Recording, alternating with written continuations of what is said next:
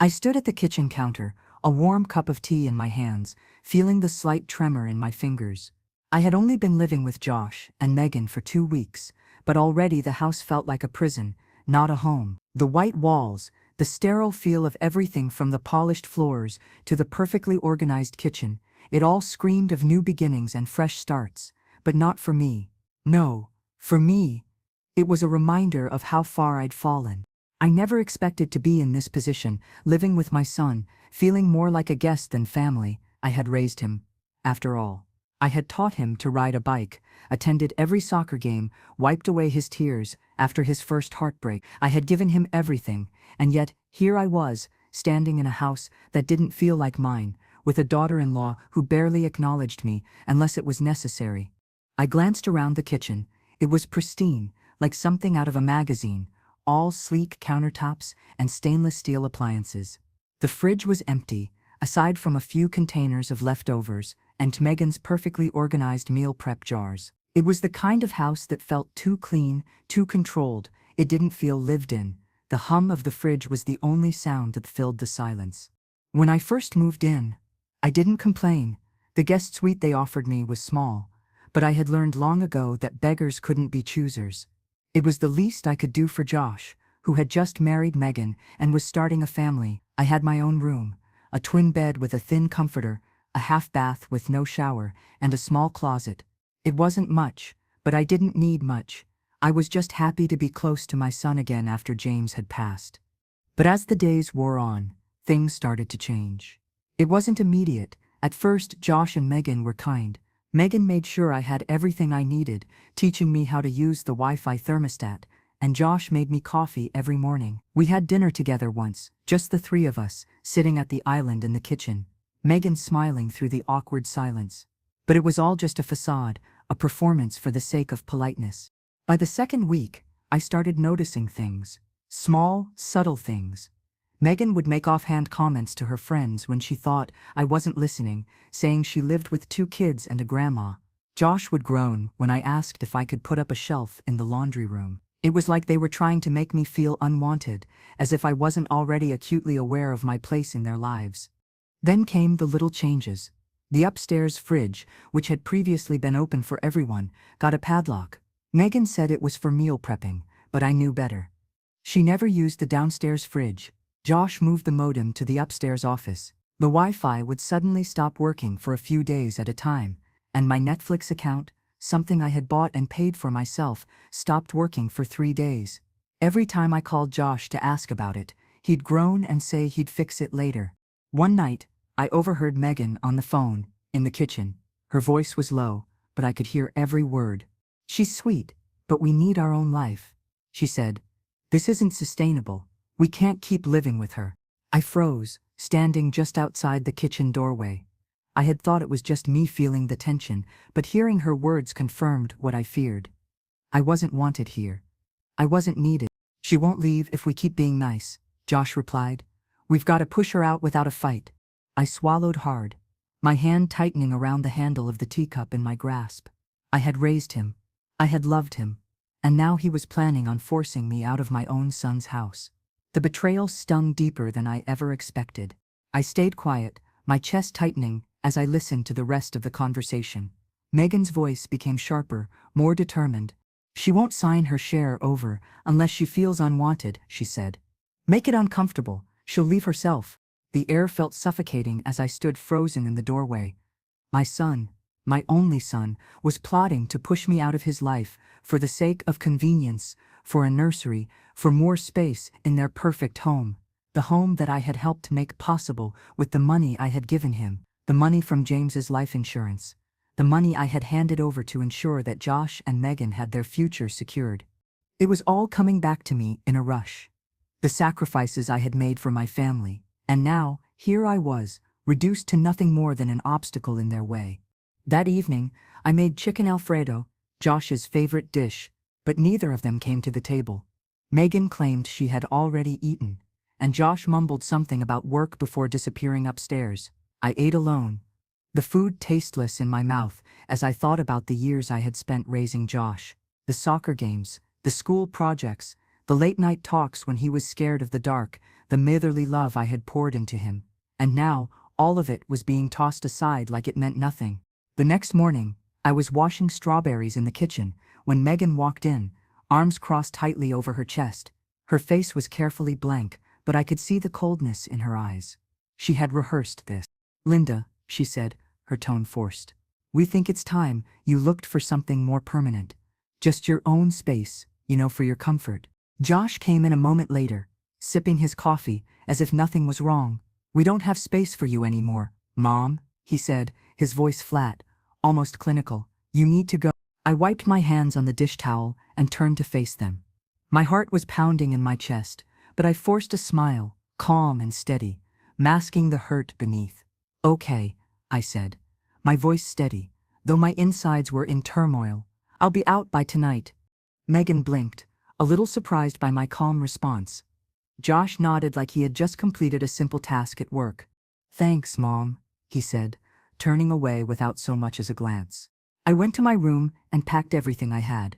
My clothes, the framed photo of James, the paperback I'd never finished, and the red folder I kept buried at the bottom of my suitcase. The house deed. My name sat alongside Josh's, 49% co-owner. They didn't know that I owned half of the house. They didn't know that this wasn't just their dream. It was my ticking time bomb, and I had just lit the fuse. I didn't say goodbye to Josh. Or Megan. What was there left to say? They had made their choice. I wasn't going to beg for a place at their table. Not anymore. The only sound that filled the silence as I packed was the rustling of clothes, the faint click of zippers, and the steady hum of the fridge I'd once considered part of my home. I grabbed the last few items from my drawer, folding them carefully. My hands moved with a practiced precision, as if my body knew what to do, even when my heart felt shattered.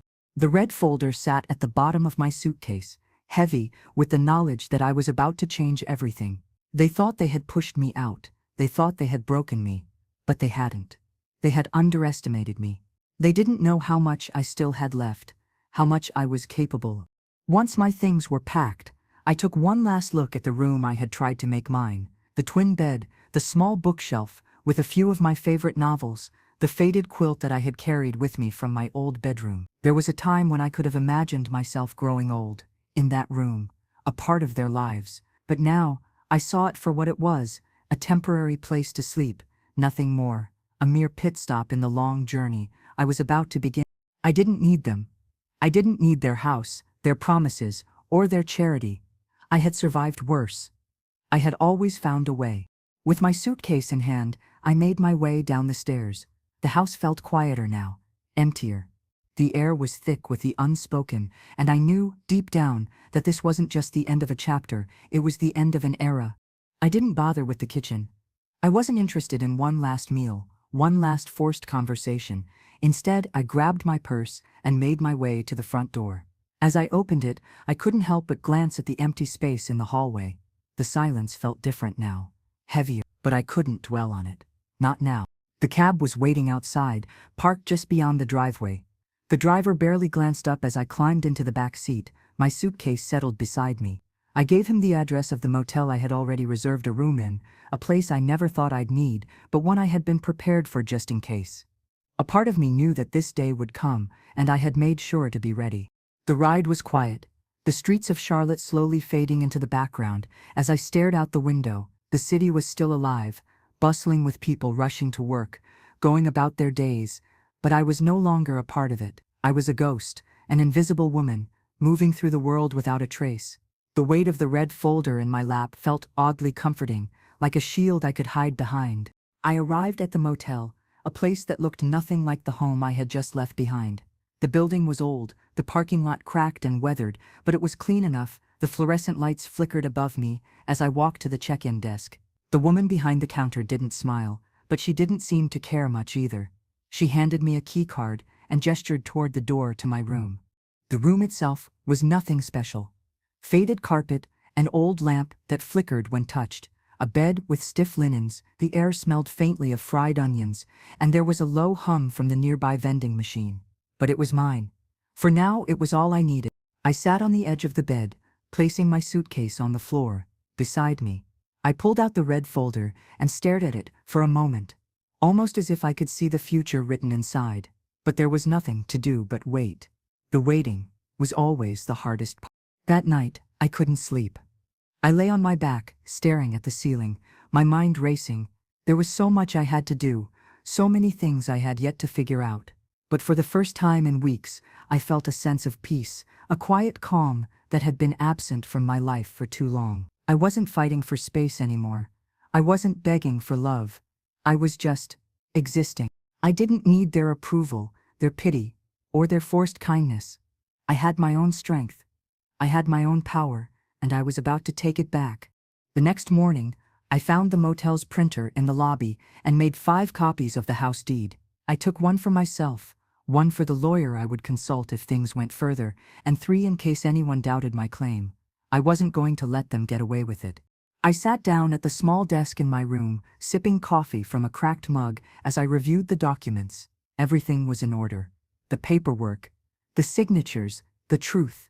I wasn't just a victim in this story. I was the author, and I was about to rewrite everything. As I sat there, the phone rang. An unknown number flashed across the screen. I hesitated, but something inside me urged me to answer. "Miss Carter?" The voice on the other end said. "My name's Brad. I'm with Carolina Private Lending. You're listed as a co-owner of a property at 124 Grayson Park Drive." I froze. The world around me seemed to slow. "Yes?" I said cautiously. "There's been a default," Brad continued. "Your son, Mr. Joshua Carter, took out a $95,000 business loan, using the house as collateral. Payments haven't been made in months. We've issued 3 warnings. We're in breach. Unless the loan is resolved, foreclosure proceedings will begin Friday." I sat still, my heart pounding in my chest. They were already here. The moment I had been waiting for had arrived. I asked Brad a few more questions, just to make sure I had all the details.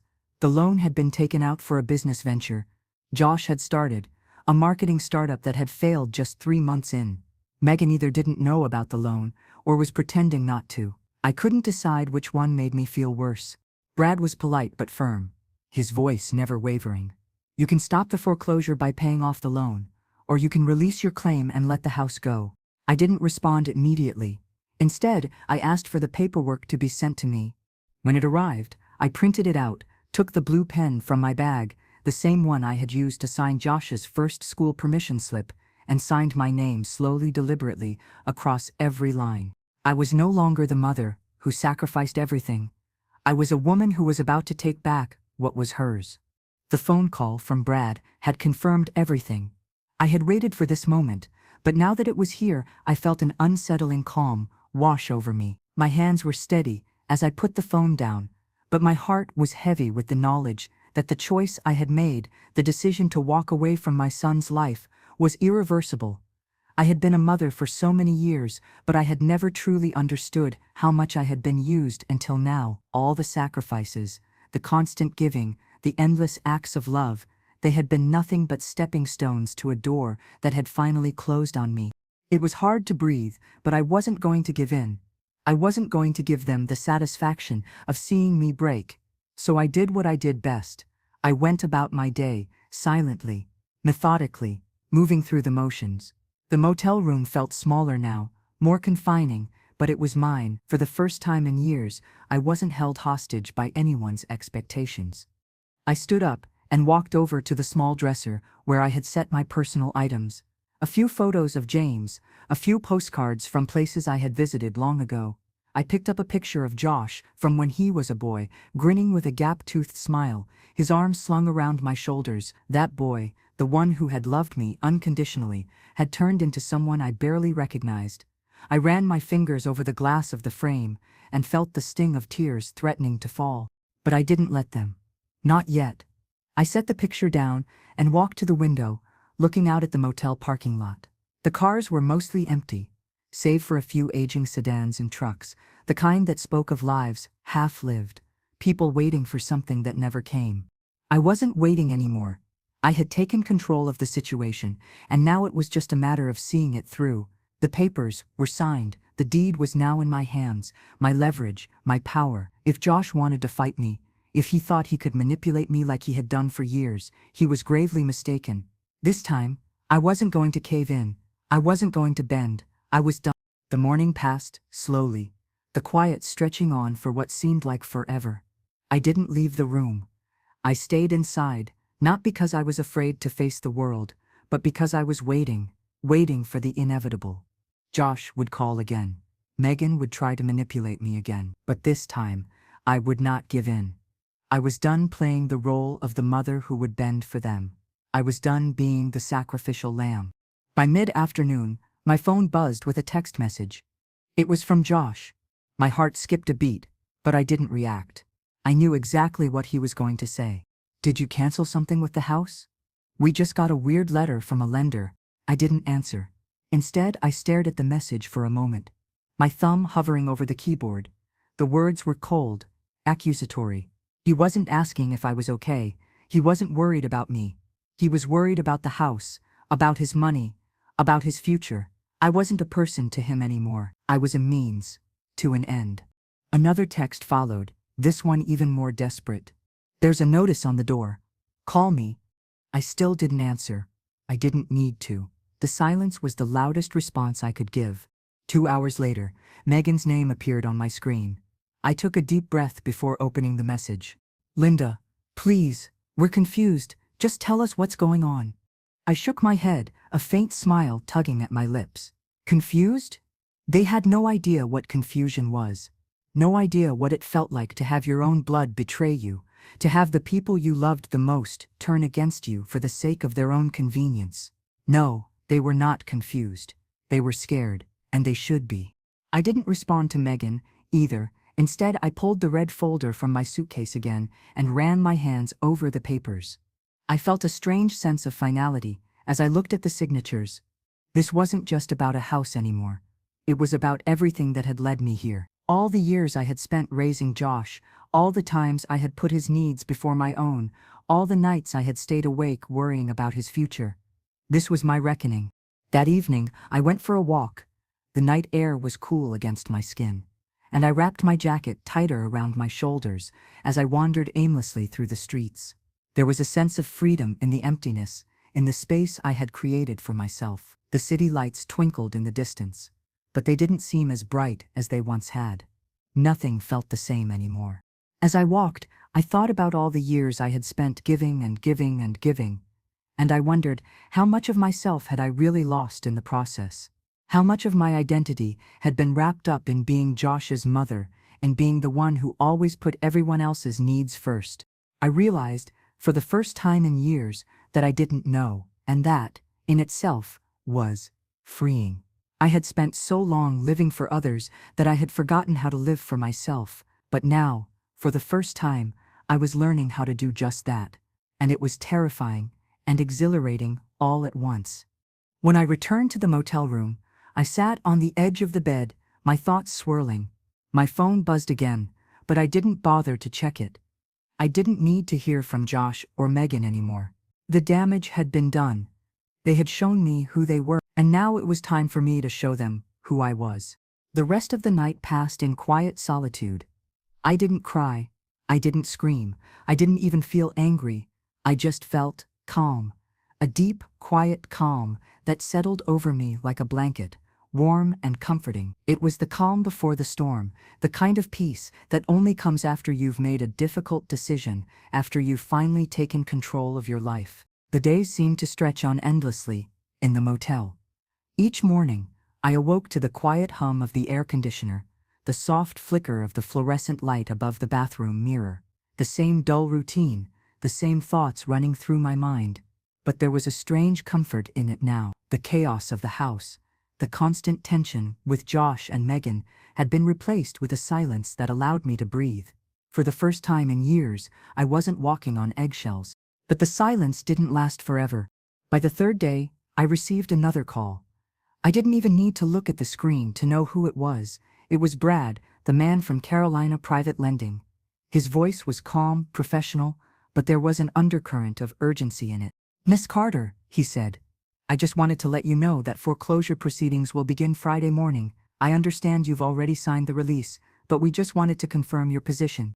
I sat still, the phone pressed to my ear, the weight of the situation sinking in.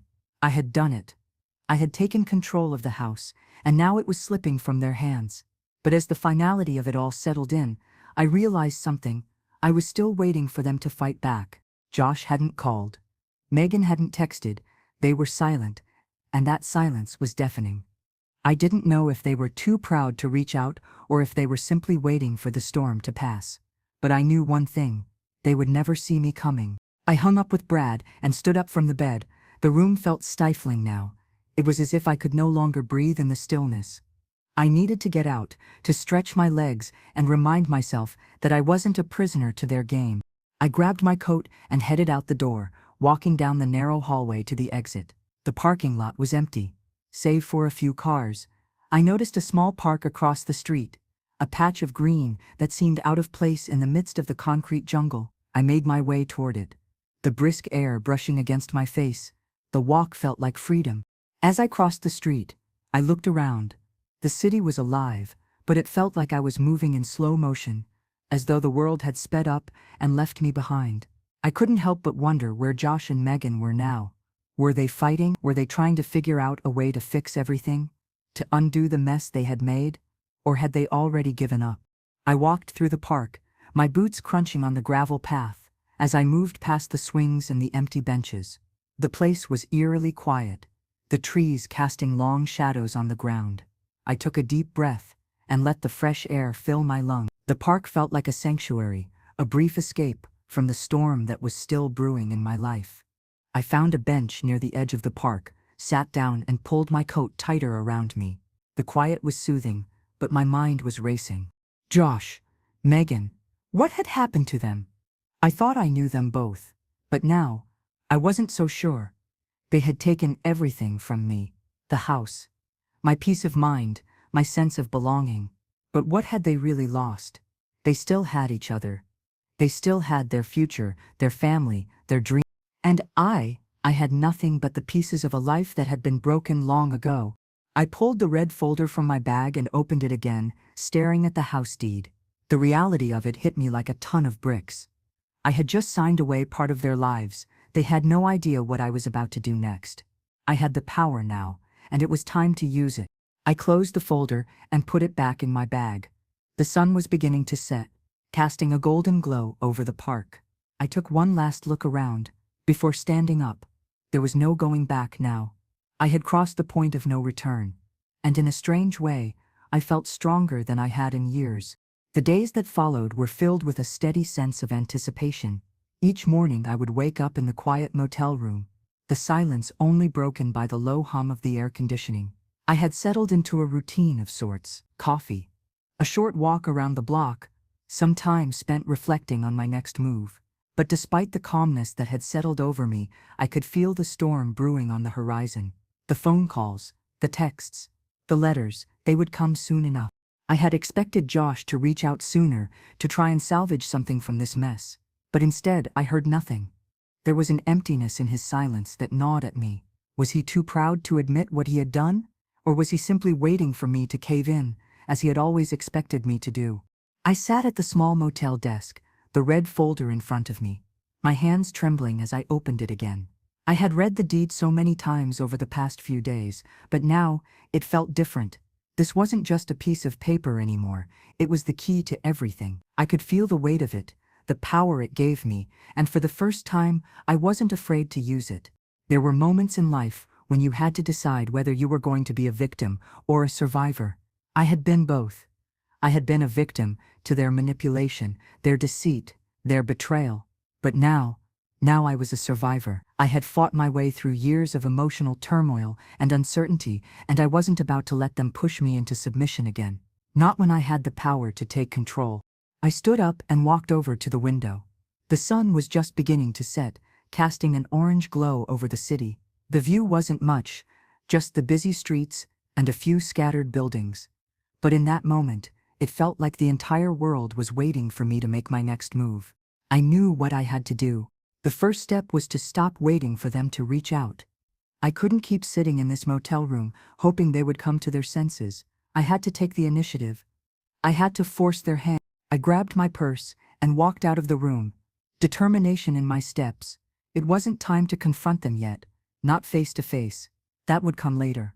But I knew what needed to happen first. The house needed to be taken from them. Completely, and I wasn't going to give them any chance to get it back. The walk to the courthouse felt different this time. I wasn't walking with the uncertainty and hesitation I had carried with me before. No, this time, I walked with a sense of purpose. The sidewalk beneath my feet felt solid, grounding me in the reality of the situation. There was no going back. I had already made my decision. At the courthouse, I stood in line, waiting to file the paperwork. My hands were steady, despite the chaos that still swirled in my mind. I had taken the first step by signing the release. But now I needed to ensure that they would not be able to undo what I had done. This wasn't just about the house anymore. It was about my dignity, my right to live my life on my terms, without anyone trying to control me. The clerk at the counter took the paperwork from me, without a word. I didn't need any explanations. Didn't need anyone to explain what would happen next. I already knew. I had spent years in silence. But now, I was ready to speak up. When the clerk handed me the receipt, I felt a weight lift off my shoulders. It wasn't much, but it was enough. It was a step toward reclaiming my life. The feeling of power was overwhelming. The very thing I had once feared, taking control, was now something I embraced fully. As I left the courthouse, I felt a sense of finality settle over me. This was it. There was no more waiting, no more second guessing. I was done. The next time Josh and Megan heard from me, it would be on my terms. I returned to the motel, my mind racing with thoughts of the future. What would they do when they realized what I had done? What would they think when the foreclosure went through and their dream of the house was gone for good? I didn't know, but I didn't care. What mattered now was that I had taken control. What mattered now was that I was no longer the woman who had been pushed around, manipulated, and ignored. I was the woman who had taken her life back. And that was enough. The following days passed in a blur. I spent my mornings walking through the city, sometimes sitting in quiet parks, watching life unfold around me, but never really engaging with anyone. It was almost as though I were a spectator in my own life, watching my story unfold, observing the quiet shift in power that was happening right before me. There was an undeniable feeling that the world was about to change, and that I was no longer a passive participant. Every time I picked up the phone, I saw the missed calls from Josh and Megan. Each message felt colder than the last. At first, I had hoped they would come to their senses, that they would reach out with some form of apology, some glimmer of understanding. But as the days wore on, I realized they weren't coming. They had already made their move, and now it was my turn to make mine. It was early one morning, as the sky began to turn pink with the first light of dawn, when I finally decided to act. The sun's soft rays filtered through the blinds of my motel room, casting long shadows across the walls. I had been up for hours, my mind swirling with the decision I had made. It was time to end this, once and for all. I opened the drawer of the small desk where I kept my belongings. There, tucked away in the corner, was the red folder, its presence a constant reminder of the power I held. I had been carrying it with me for days, always with a sense of purpose, but also with a sense of trepidation. Now, as I opened it, I felt something settle in me, something more profound than fear, something close to peace. I had the deed, the house, the leverage. I knew exactly what needed to be done next. I took out the paperwork Brad had sent me, the notice of foreclosure, and spread it out in front of me. There was still time. The deadline was Friday, but I knew that once I took the next step, there would be no turning back. I could feel the weight of the decision pressing down on me, but I wasn't afraid. The choice was simple: push them out, take the house, and let the chips fall where they may. I stood up from the desk, the documents in hand, and made my way to the door. My movements were deliberate, each step taking me closer to the inevitable. The quiet of the motel, the hum of the refrigerator in the corner, the distant sound of traffic, it all felt so far away now, like it was part of another life. I wasn't who I was a week ago. I wasn't the same woman who had stood by in silence for too long. Outside, the city was waking up. People were beginning their day, hurrying to work, grabbing coffee on the corner, walking their dogs. The world continued to turn, and for the first time, I felt like I was finally part of it. I was no longer hidden in the shadows of my son's life. I was stepping into the light. I walked to the nearby bank, my steps steady, the cool morning air filling my lungs. I wasn't sure why I had chosen this particular bank. Maybe it was the familiarity of it, the way it had always been there when I needed something in the past.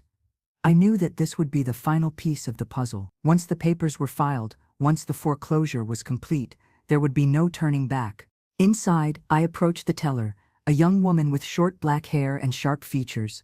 She greeted me with a smile, but I could see the faintest glimmer of curiosity in her eyes as she looked at the documents I placed in front of her. "I need to file these," I said. My voice steady. "It's a foreclosure notice. I want to make sure it's filed properly." She glanced at the papers, then back at me, and nodded. "Of course, Miss Carter. I'll take care of it for you." As she processed the paperwork, I felt the full weight of the decision settle in. This was it. I had taken the first step by signing the deed. I had made my peace with it. But now, this was the final act. This would be the moment when everything changed. My life, their lives, nothing would be the same again. The teller handed me the receipt and a copy of the filing. I took them without a word, my hands trembling ever so slightly. I had done it. I had taken control, and now I would wait for the fallout. As I left the bank, I felt a strange sense of calm wash over me. There was no regret, no second guessing. There was only the quiet certainty that I had done what was necessary. The battle was over. I had won. But even as I walked back to the motel, my heart heavy with the reality of what I had done, I couldn't help but wonder what would happen next. The following day arrived with a quiet intensity that I hadn't expected. The foreboding weight of everything I'd done settled over me like a cloud, but there was no fear, no hesitation. I had made my choice, and now I was simply waiting for the consequences to unfold. Josh and Megan would undoubtedly try to fight back, to claim their innocence, to paint me as the villain, but the truth was, the longer I thought about it, the less I cared. I sat in the small motel room, the windows cracked open to let in the cool morning air, and I felt a strange sense of peace. The small routine I had built for myself over the past week had become comforting, almost like a new life. Each morning, I took my time making coffee, reading the paper, and watching the world pass by from the window. For the first time in ages, I didn't feel rushed. There were no obligations, no expectations. It was just me, taking each day as it came. But today, there was something different in the air. I could feel the shift, the calm before the storm, as they say. I wasn't naive enough to believe that Josh and Megan would sit idly by while I took control of their lives. They would come for me, in one way or another, and when they did, I had to be ready. I stared at the ceiling, lost in my thoughts, when the sound of my phone vibrating on the table broke the silence. My heart skipped a beat as I reached for it, seeing the name on the screen. It was Josh. I hadn't spoken to him since the day I left, and my stomach churned at the thought of hearing his voice again. But I knew I had to take this call. It was time, I answered, my voice steady. "Hello? Mom," Josh said, his tone flat. "We need to talk." I took a deep breath, fighting the urge to let anger cloud my judgment. This was it. This was the conversation I had been expecting, the one where everything would come to light. "I'm listening," I replied. "I don't know what happened," he continued, his voice strained. "Megan and we didn't think it would go this far, but now, we're in trouble. The foreclosure notice. It's real, isn't it?" I nodded, even though he couldn't see me.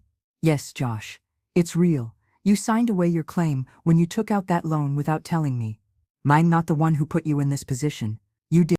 There was a long silence on the other end of the line, and I could practically hear his mind racing as he processed what I was saying. "I didn't mean for it to go like this, Mom. We thought we could make it work. I didn't think it would come to this," he admitted, his voice softening. I swallowed hard, a mix of hurt and frustration rising in me. "You thought you could make it work? By using the house as collateral without telling me? You lied to me, Josh. You lied to both of us. And now you're paying the price." I could hear him sigh deeply, his frustration building. "I know I screwed up, okay, but I'm trying to fix this. Please, just help us. We don't want to lose everything." I paused, feeling the weight of his words. I wanted to be angry. I wanted to lash out, to tell him how much he had hurt me, how much he had betrayed my trust. But instead, I took a deep breath and steadied myself. This was no longer about being right or wrong. It was about protecting myself, and about setting boundaries that couldn't be crossed again. "You want my help?"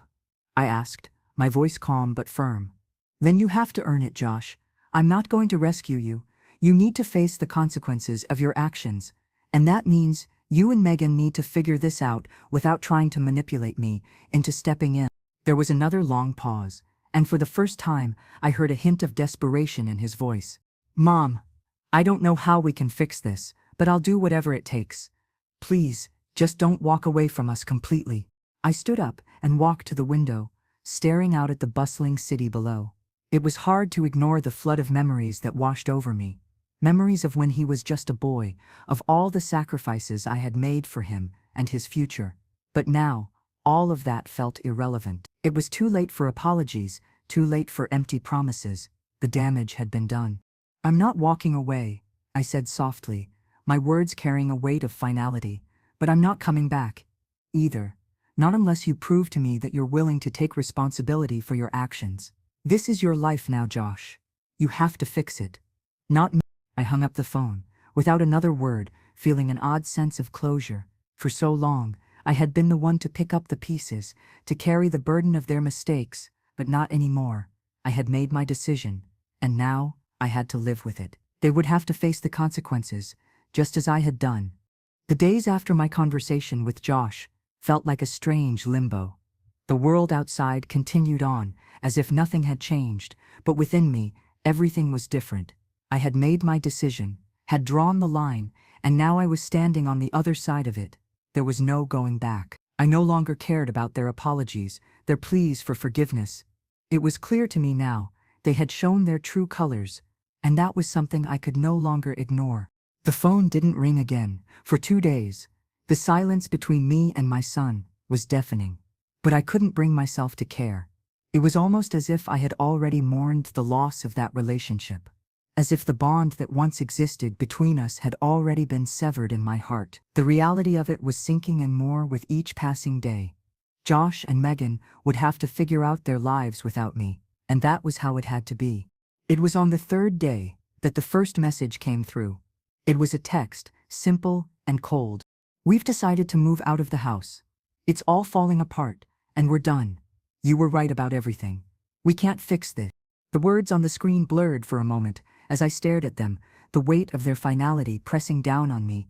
There was no apology, no recognition of what they had done to me, just a statement of fact, as if they had made the decision to cut their losses, to abandon their dream, and to leave the wreckage behind. And I knew, deep in my bones, that this was the moment of reckoning. I had been right. All along, I had been right. I didn't reply to the text. There was nothing to say. I had already made my peace with the situation, and nothing they said now would change that. The only thing that remained was to wait for the final details.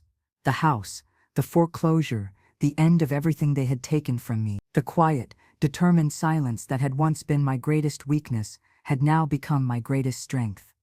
I no longer needed to speak.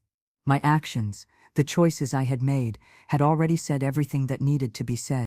That night, I went for a walk, my mind racing as I walked through the streets of the city. It was one of those crisp, cool evenings where the stars shone brightly above and the air felt fresh and clean. The world around me was alive, full of people going about their lives, unaware of the personal storm that had been raging in mine. I passed by couples laughing, strangers talking on the phone, groups of friends huddled together, and for a moment I felt the sharp sting of loneliness. But it wasn't the loneliness of being alone. It was the loneliness of realizing how much I had given, how much I had sacrificed for people who would never truly appreciate it.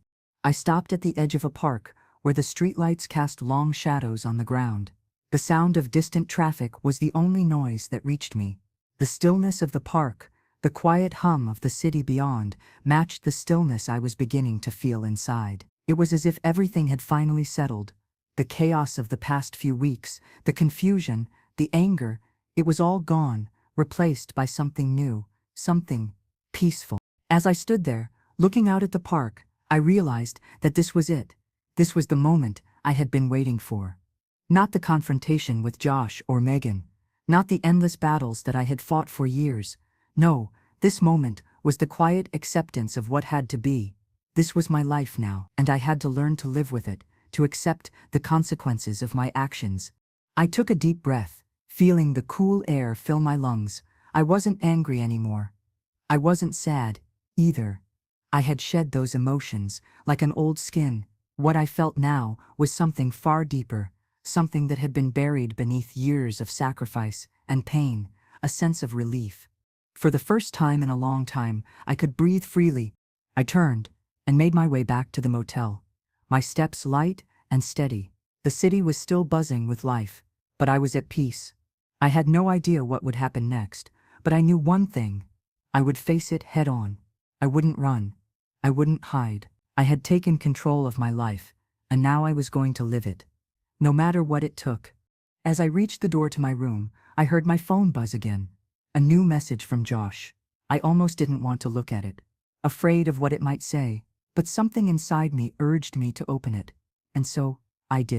"I'm sorry, Mom. We're sorry for everything. I don't expect you to forgive us, but I just want you to know that I was wrong. I should have never let it get this far.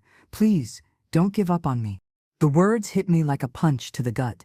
Part of me wanted to reach out, to tell him that I was still his mother, that I still loved him, but another part of me, the part that had grown stronger over the past few days, knew that this was where the line had to be drawn. He had to face the consequences of his actions, just like I had to face mine. I didn't respond. I didn't need to.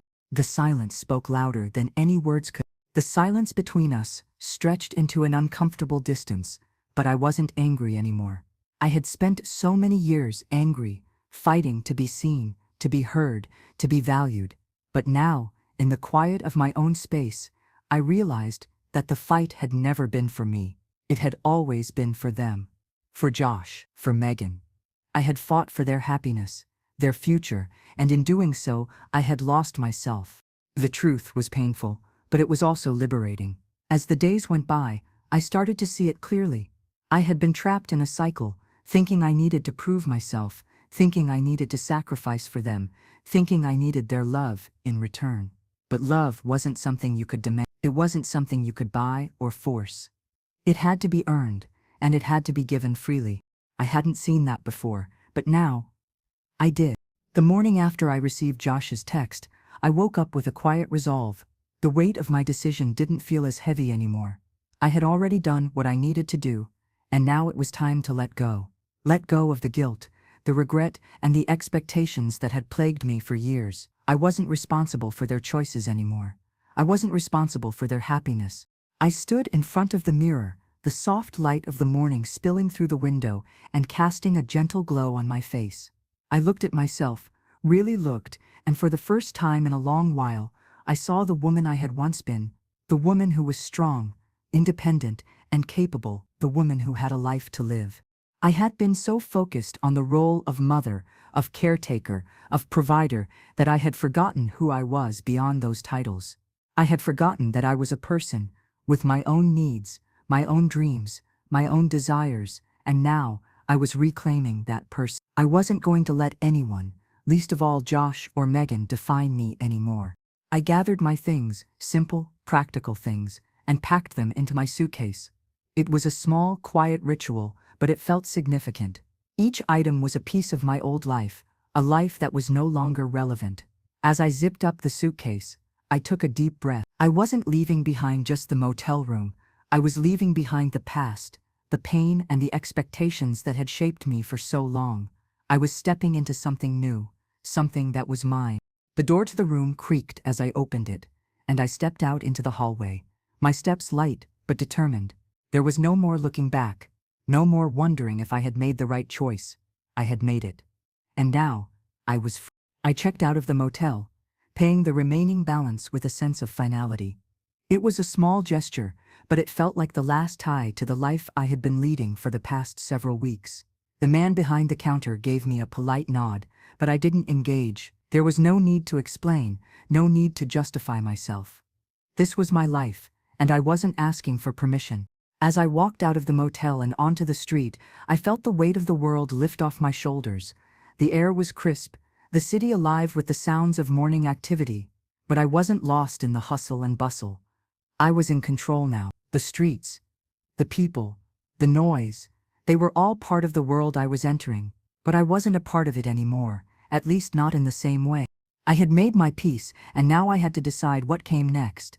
I wasn't sure what the future held, but for the first time in years I was excited about it.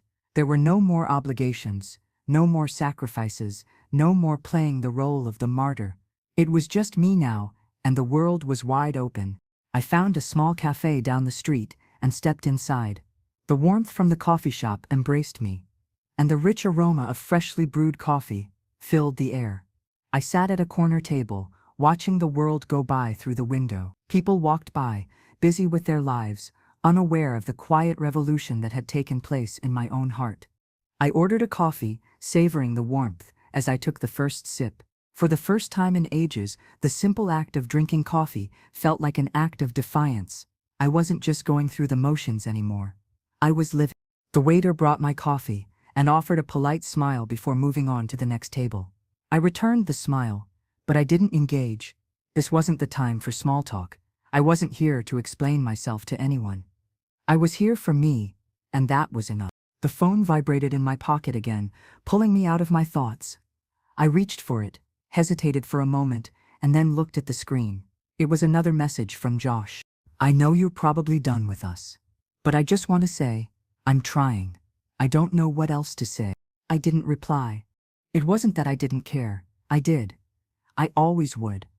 But I had learned something in the past few days. The only person I was responsible for now was me. I had spent my entire life trying to fix things for everyone else. But now, it was my turn to fix myself. I put the phone down, my fingers tapping lightly on the edge of the table. The sunlight outside had shifted, casting longer shadows across the street. I sat back in my chair, allowing the stillness to settle over me. This was what peace felt like. It wasn't about having everything figured out. It was about accepting what was, letting go of what had been, and embracing what might come. The sun had barely begun to set when I left the cafe, feeling an unfamiliar sense of peace wash over me. It had been a long time since I had truly felt at ease with myself, and yet, there I was, walking down the bustling city street as if nothing had ever been wrong. There was a weightlessness to my steps, a sense of freedom I hadn't known I needed. The city around me seemed full of possibilities, full of life, full of things I had forgotten existed when I was trapped in the suffocating silence of my son's house. I didn't know exactly where I was going, and for the first time, that didn't matter. I wasn't chasing after anything, wasn't waiting for anything to happen. I was simply existing. I had no destination in mind. The city stretched out before me, the roads and sidewalks filled with people who had their own lives, their own stories, their own struggles, none of which were mine to bear. For once, I was just a part of the scenery, not the story. As I walked, my mind drifted back to the past, to Josh, to Megan, to everything that had led me to this moment. The regret, the disappointment, the realization that nothing was ever going to be the same. I couldn't deny the pain. I couldn't deny that I missed the version of my son who had once called me mom with genuine love. But that was all in the past now. The future was mine to shape, and it felt like the world had finally opened up to me. It wasn't until I reached a quiet park at the end of the block that I decided to stop walking. There was something about the park, something soothing in the way the trees swayed gently in the wind, the sound of birds chirping from the branches. It was peaceful, isolated from the city's rush. I needed that. I needed a moment to breathe, to reflect. I sat on a bench near the small pond in the center of the park. The sun was beginning to dip lower, casting a golden glow over everything, making the water sparkle like diamonds. I closed my eyes for a moment, letting the warmth of the sun soak into my skin. I had spent so many years running from my own emotions, from the choices I had made, from the consequences of those choices. But now I was learning to embrace them, to let them be a part of me without letting them define me. It was then that I heard the soft crunch of footsteps approaching. I didn't think much of it at first. After all, this was a park, and people walked here all the time. But then I heard the voice, a voice I hadn't expected to hear again. Linda? I froze. My heart skipped a beat as I slowly turned my head toward the sound of the voice. And there, standing a few feet away from me, was Doreen. The woman who had given me her card at the motel weeks ago. The woman who had listened to me when no one else had. The woman who had offered a kindness I hadn't realized I needed until I'd received it. She was standing there, looking at me with a mixture of curiosity and concern in her eyes. "Doreen?" I asked, my voice barely above a whisper. She smiled, though there was a sadness in her expression. "I didn't expect to find you here," she said, walking closer and sitting down beside me on the bench. "But I'm glad I did." I didn't know what to say. I had never expected to see her again. After our brief conversation in the motel lobby, I had figured that would be the end of it, but now, here she was, sitting beside me, as if fate had brought us together once more. "I thought about what you said," Doreen continued, her voice quiet, "about the way your family treated you, and I wanted to check in on you. I wanted to see how you're doing." I swallowed, unsure of how to respond. It wasn't often that people asked me how I was doing. For so long, it had been my job to take care of everyone else. But now, in this moment, someone cared. Someone wanted to know how I was. "I'm doing okay," I said slowly, my voice still carrying a sense of disbelief. "Better than I was before." She nodded, her eyes thoughtful. "I can see that. There's something different about you. Something strong, like you've made peace with what happened." I smiled faintly. "I think I have. It's strange, though. I always thought I needed to fight for everything. To fight for my family, my son, my place in the world. But now, I realize that I don't need to fight anymore." Doreen gave a soft chuckle. "Sometimes, the hardest battles are the ones we fight within ourselves. It sounds like you've won that one." I nodded, feeling the truth of her words settle deep inside me. It had been a fight, a long internal struggle to accept who I was, what I had done, and what I was no longer willing to accept. But now, I was at peace with it. I had let go of the anger, the fear, the guilt, and I had made room for something new. We sat in silence for a few moments, watching the water ripple gently in the pond. It felt comforting, the stillness between us. Doreen wasn't asking questions or pushing for answers. She was simply being present, sharing the moment with me. And in that, there was a kind of solace I hadn't realized I needed. "You know," Doreen said after a while, breaking the silence, "I can't pretend to know what you're going through, but I do know that sometimes the universe sends people into our lives at the strangest moments. People who remind us that we're not alone. I just wanted you to know that I'm here if you need anything." Her words hit me harder than I expected. I had been so caught up in my own struggle that I had forgotten the power of human connection, the strength that comes from having someone who understands, even if only a little bit. "Thank you," I said, my voice thick with emotion.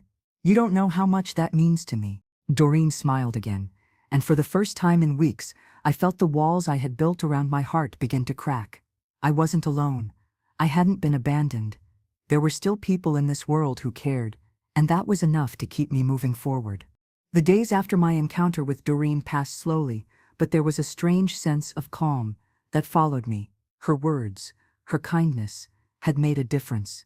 It wasn't just the validation I had needed, though that was part of it. It was the understanding that someone who didn't owe me anything, could see me and acknowledge my pain without judgment. It was a reminder that I wasn't alone in this world, even when I felt isolated. That evening, I took a long walk through the city streets. It was cooler now, the air crisp as the sky slowly turned from a pale blue to a deep navy.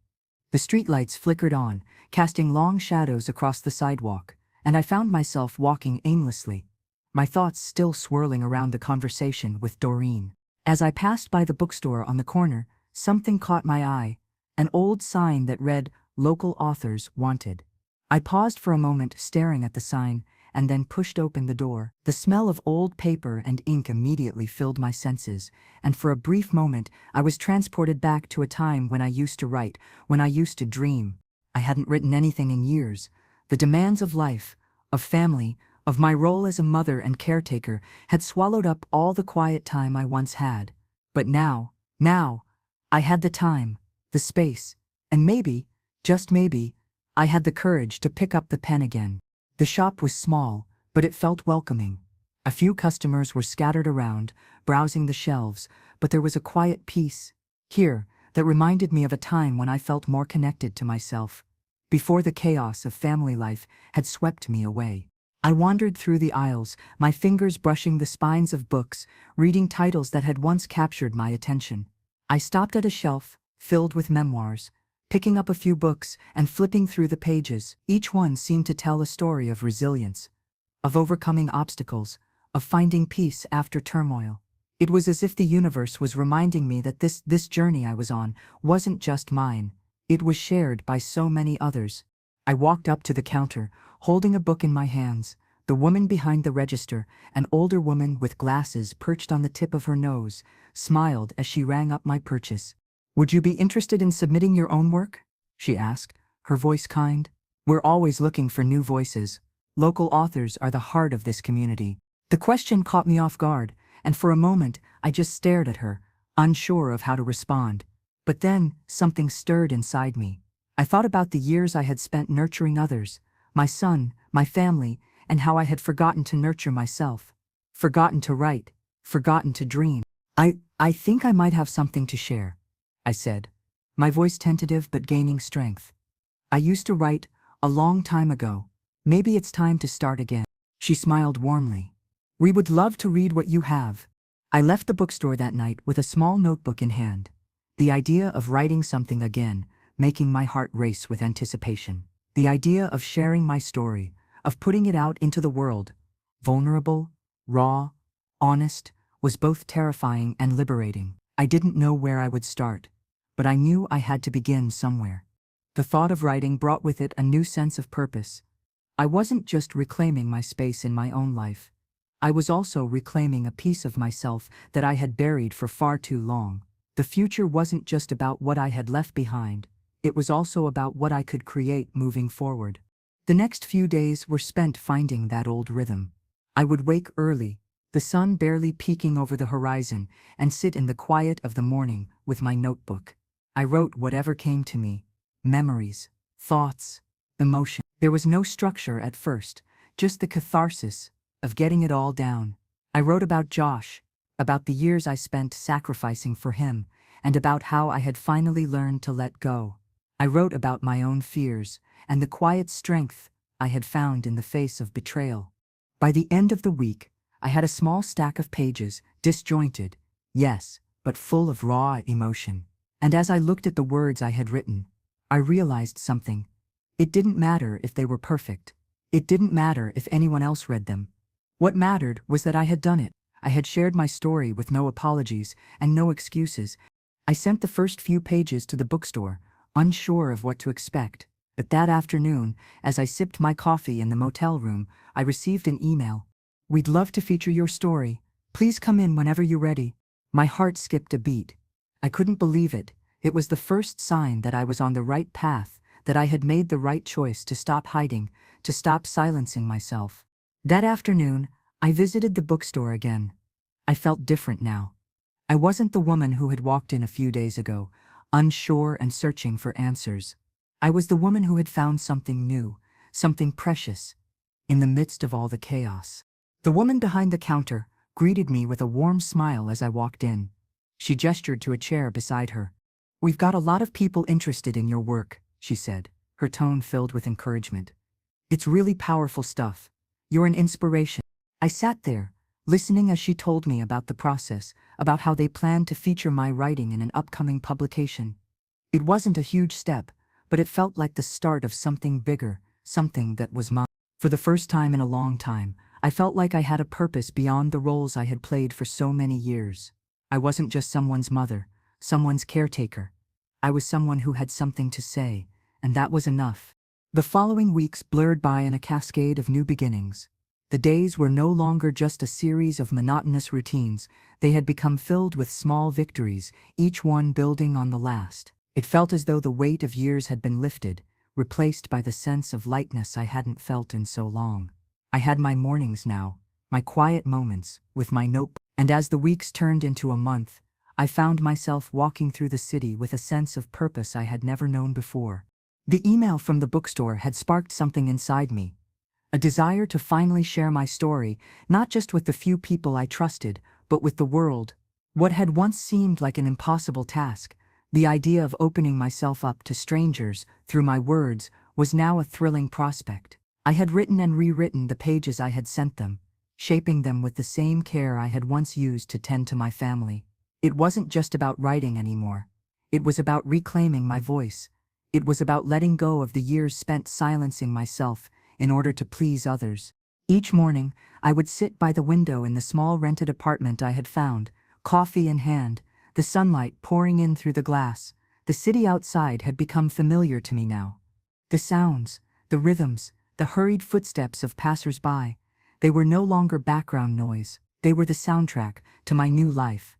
The acceptance of my work into the bookstore's local publication had opened doors I hadn't expected. The words on the page felt real now, not just thoughts swirling in my mind. I had shared my journey of loss, betrayal, and most importantly, my hard-won freedom. And in doing so, I had found a piece of myself I hadn't realized was missing. I no longer thought about Josh and Megan as much. It wasn't out of bitterness, but simply because I had learned that there were certain things beyond my control. Their lives, their choices, were no longer mine to bear. I had done what I could, and I had let go. The finality of it had settled in me like the calm of a storm past. One evening, as the golden glow of sunset reflected off the glass buildings downtown, I received another email from the bookstore. This time, it was a request for an in-person interview. They wanted to feature me, not only as a writer, but as a story of resilience, a woman who had weathered hardship and emerged stronger for it.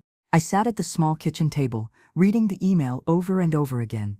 It was a simple request, but to me, it felt monumental. To be seen, to be recognized for something I had created, was more than I had ever imagined. The excitement was overwhelming, but so was the fear. What would I say? What would I wear? What if they didn't like my story? What if they thought I was a fraud? But in the same breath, I realized that these questions didn't matter. I wasn't doing this for anyone else anymore. I was doing it for me, to prove to myself that I could be more than the roles I had played all my life. I spent the next few days preparing. I revisited the pages I had written, edited them, once again, making small adjustments.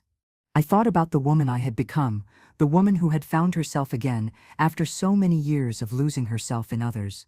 I wasn't going to let fear stop me. I was going to walk into that interview and own my story.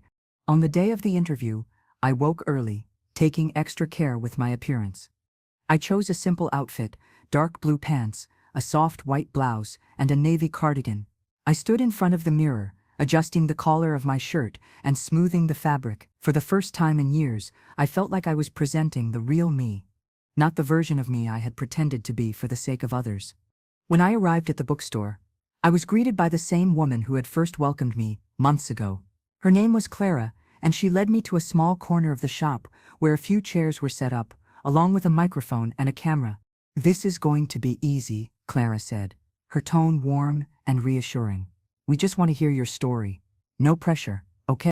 I nodded, though my heart was racing. In my chest. I had practiced my answers in front of the mirror countless times, but now, with the camera pointing at me, it all felt real. I sat down in the chair across from Clara, and the interview began.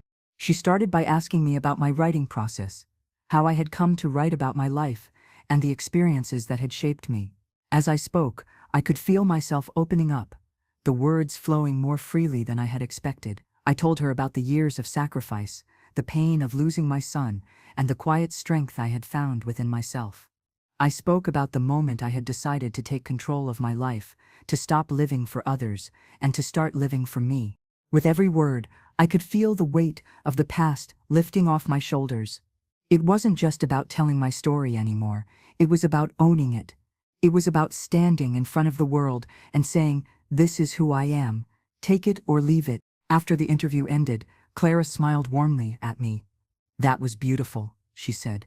"You've got a real gift for storytelling, and your story, your journey will inspire so many people." I felt a rush of emotion, but it wasn't sadness or regret. It was pride in myself, for finally standing up and sharing what I had kept hidden for so long. As I left the bookstore, that evening, the sun had dipped below the horizon, painting the sky in shades of orange and purple. The city was alive, as it always was, but I no longer felt like I was just a passive observer.